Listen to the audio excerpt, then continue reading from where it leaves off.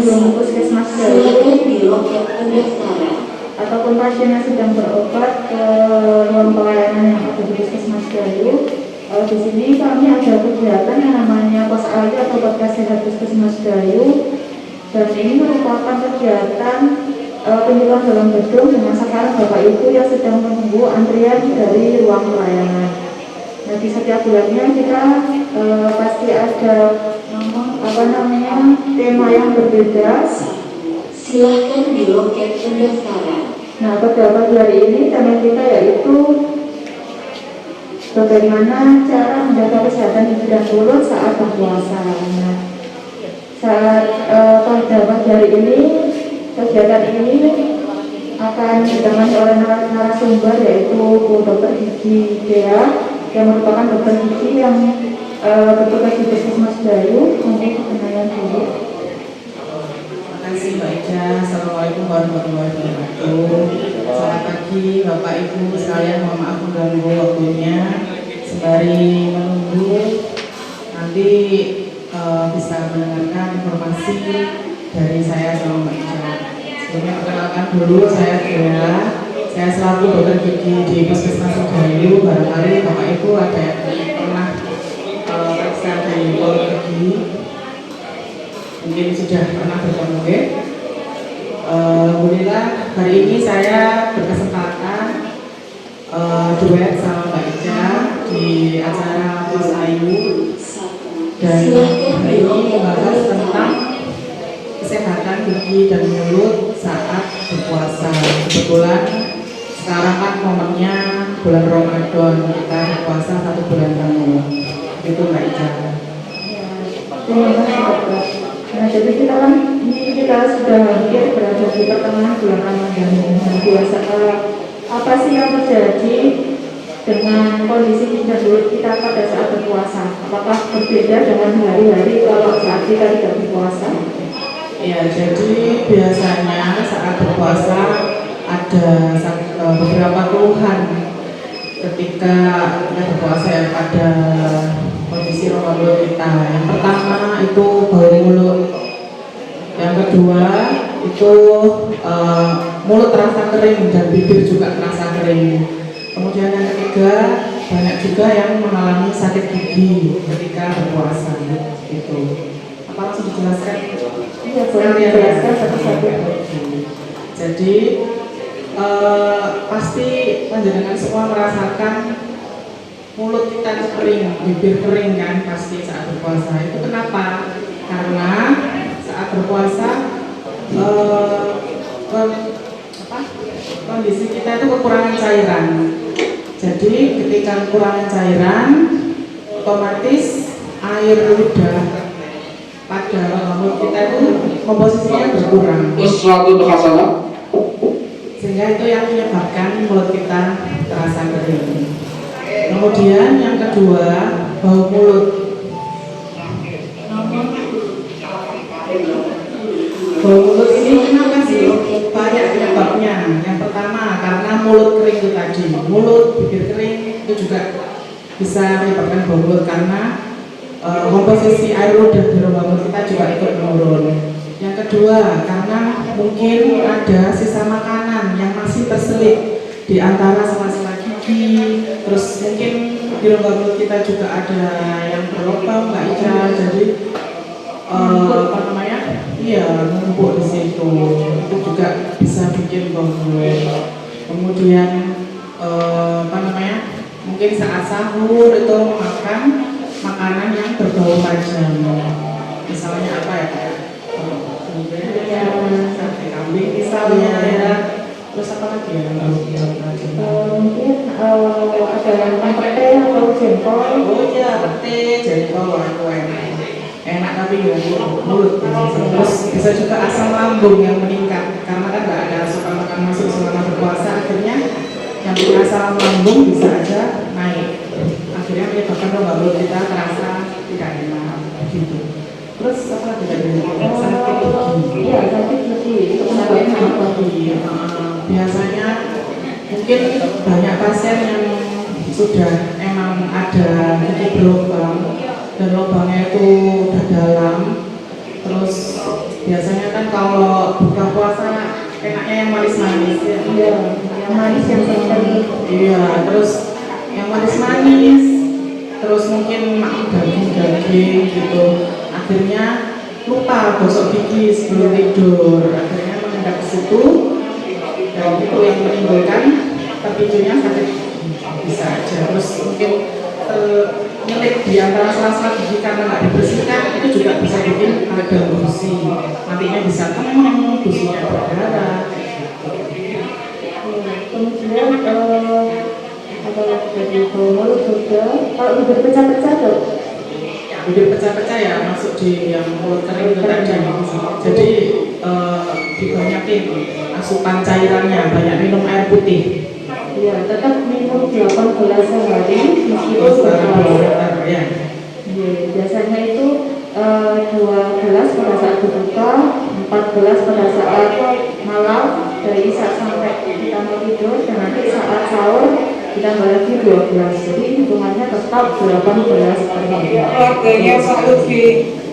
Nah, kemudian bagaimana tips kesehatan gigi dan mulut pada saat berpuasa itu?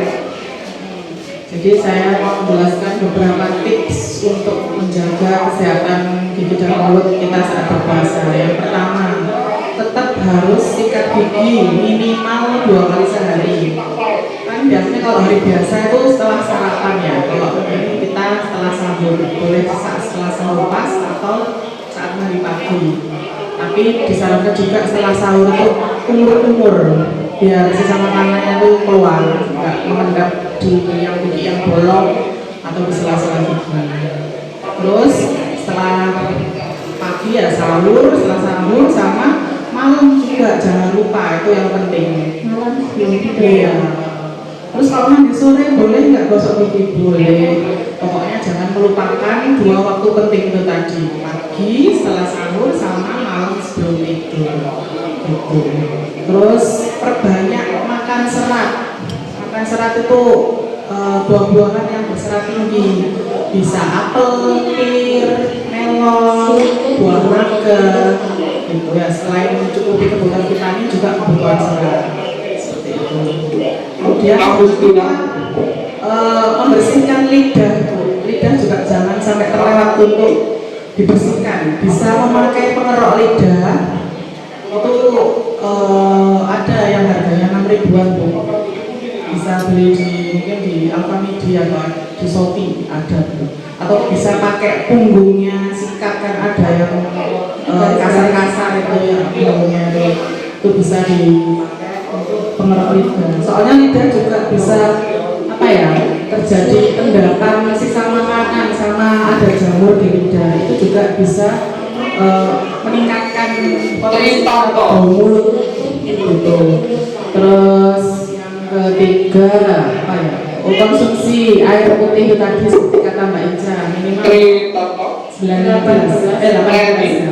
8 gelas sehari atau 2 liter lah, minimal 2 liter itu tadi.